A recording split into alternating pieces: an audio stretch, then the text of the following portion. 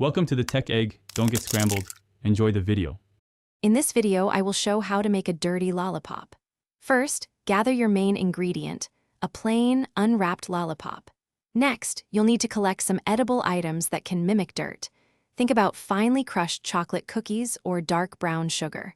Also, have a small amount of corn syrup or honey ready to act as your edible glue.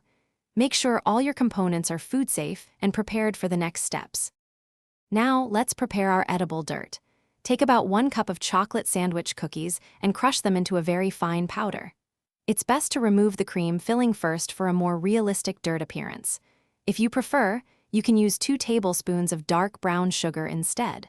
For an even darker, richer color, mix in just a tiny pinch of cocoa powder. This step is crucial for achieving that authentic, dirty look. With your edible dirt ready, it's time to apply it. First, take a small brush and lightly coat the entire surface of your lollipop with a thin, even layer of corn syrup.